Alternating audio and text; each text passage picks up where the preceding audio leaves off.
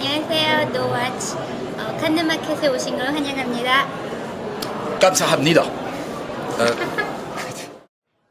Oui, alors donc là nous sommes en plein marché du film de Cannes et qu'est-ce que je vois Carinca trimballant dans les coursives de ce marché légendaire. Boum, l'ennemi public numéro 1, direct là sous nos yeux, vous le voyez, il est là hein, en chair en os, Christophe Lemaire, voilà, journaliste émérite, mythe vivant s'il en est, amateur de...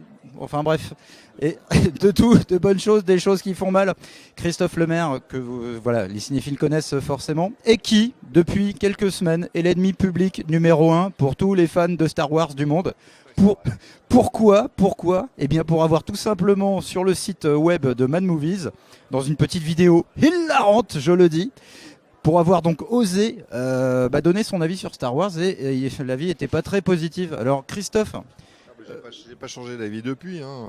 alors pourquoi? Alors juste, est-ce que tu peux résumer ce que tu disais déjà sur Star Wars pour ceux qui n'ont pas vu la vidéo? En fait voilà, c'est le principe de la vidéo Star Wars de Mad Movies, c'est de parler d'un film. Putain, si près que ça le micro. C'est un burger film sandwich. Et de parler d'un film que tout le monde adore et que je déteste. Et donc c'est la guerre des étoiles, voir la saga de la guerre des étoiles, et voilà, j'y peux rien, j'ai vu ce film quand j'avais 17 ans, je me suis fait chier, les robots je m'emmerde, alors évidemment je le dis sur un ton un peu badin comme ça, alors les mecs qui sont fans, qui détaillent le film plan par plan, l'ont très très mal pris. Il y a eu beaucoup de réactions derrière. Il y a eu beaucoup de réactions, mais un truc qui m'énerve, mais alors qui me fout les boules à chaque fois, c'est que quand on casse un film, les gens aiment haïr, les gens aiment qu'on rentre dans l'art et pour pouvoir eux-mêmes répondre et insulter en partie. Et puis à côté de ça, j'ai fait une autre vidéo où je parle d'un film que j'adore et que tout le monde s'en fout, qui s'appelle Dracula 73, et là il n'y a aucune réaction, c'est toujours pareil quoi. C'est-à-dire que dès qu'on casse, dès qu'on tout le monde adore, et puis dès qu'on essaie un peu de défendre des films, même des nanars, d'être un peu plus sympa. Alors là, tout le monde dit bon, finalement, sympa, c'est chiant. Faut dire qu'avec Star Wars, tu t'es quand même attaqué, et surtout la trilogie originale de Lucas. C'est même pas que t'as cassé la deuxième trilogie sur laquelle tout le monde est d'accord, c'est un peu pas terrible. Mais là, tu t'es attaqué au sein des seins de la culture geek, mon vieux. C'est même pas que j'ai attaqué, c'est que je parle en mon nom propre. Je ne dis pas c'est de la merde. Propre, c'est vite dit. Vous êtes des enculés. Je dis juste voilà, moi j'aime pas, c'était moins ma culture que d'autres films que j'ai vus à l'époque qui sont peut-être pas terribles non plus comme Dracula 73. Et voilà, mais c'est pas grave. Hein. mais depuis, c'est trace sur ma tête, ce qui me semble aberrant, mais des contrats. Non, mais là, tu plaisantes. oui, un peu, mais j'ai eu des gens qui m'ont répondu jusque sur mon Facebook, bon, c'est de ma faute puisque j'ai fait le lien, jusque sur mon mail quand même. Mais ça va, non, dans l'ensemble, je pense que les gens comprennent. Quoi. Bon, les gens, relativiser un peu, c'est pas si grave. Et puis Christophe disait juste qu'il n'y a pas que Star Wars. Enfin, Star Wars...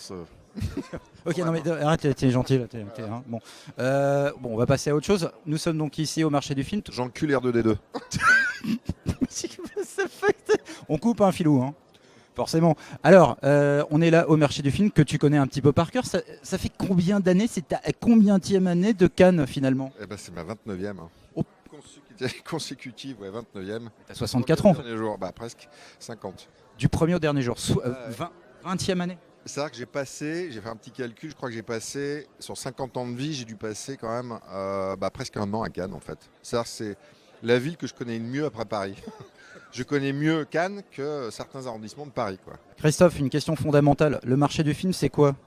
Eh ben, le marché du film, c'est comme un marché normal, sauf qu'au lieu de vendre de la poire, du fromage et du riz complet, on vend des films. Donc, comme vous pouvez le constater ici, il y a des grandes allées où il y a des stands, et dans chaque stand, on vend des films.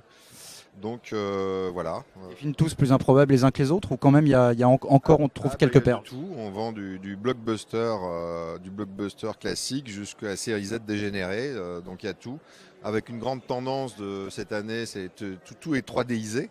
Il y a des films de 3D partout. Sur les stands, il y a des extraits de films en 3D.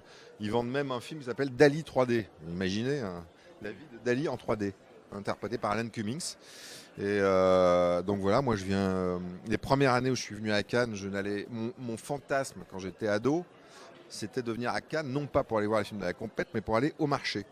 Donc la première année où je suis venu à Cannes en 83, je n'ai fait que le marché, je voyais 10 films par jour en marché. Et je m'en foutais de la compète, de la quinzaine, rien à foutre. Marcher, et puis voilà, j'ai vu. J'ai envie de te prendre par le bras, je sais pas. J'ai vu à l'époque, bah, voilà, quand c'était l'âge d'or du marché. Quelle pépite tu as découvert par exemple? Bon, en 20 ans, il y en a eu plein, mais allez. Je me souviens de séances de minuit de Branded, Reanimator, Classe 84. Putain, classe 84, Marc Lester, tout ça. L'Olympia 1. Non, voilà, plein, et on sortait, on pouvait discuter avec Sam Raimi, Evil Dead, on pouvait discuter avec Peter Jackson. Ben, ça a bien changé tout ça. C'est fini tout ça? Bah, c'est fini. Et Pourquoi? Il y a plus. En fait, la vérité, c'est que quand la première fois que j'ai été au marché au début des années 80, c'était super excitant. Pourquoi? Parce qu'il n'y avait que 3 chaînes de télé et à peine quelques VHS. Aujourd'hui, tous les films qu'il y a au marché, dans les 6 mois, tu le télécharges gratuitement sur Mega Upload. Donc il n'y a plus d'excitation. C'est-à-dire tous les films qui sont là, on pourra les voir tous à un moment ou à un autre en téléchargement illégal ou légal ou en DVD ou sur le câble, etc. Alors qu'il y a 25 ans, on voyait des films, on ne savait pas si on allait les revoir. On voyait Branded à la séance de minuit, on ne savait pas si ça allait sortir en salle. On savait pas. On a vu à l'époque le 4e homme de Paul Verhoeven. Et le film a mis des années à sortir. Donc c'était le 4e homme, on en parlait. Ah, t'as vu la Projo de Cannes, il paraît que c'est génial. Il était pas en VHS, le DVD n'existait pas. Voilà. Donc il y avait ce truc-là. Aujourd'hui, Tout s'est banalisé. ouais, c'est-à-dire, alors ça n'empêche pas que je reste quand même passionné de cinéma.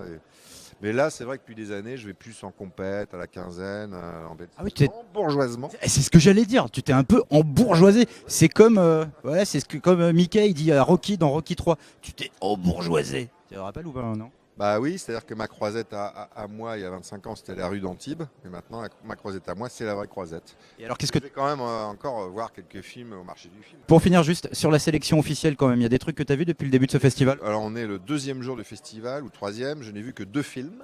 Donc j'ai vu 2 films, j'ai vu un truc qui s'appelle Sleeping Beauty, qui est un film australien. On s'endort un peu, non? Ouais, un peu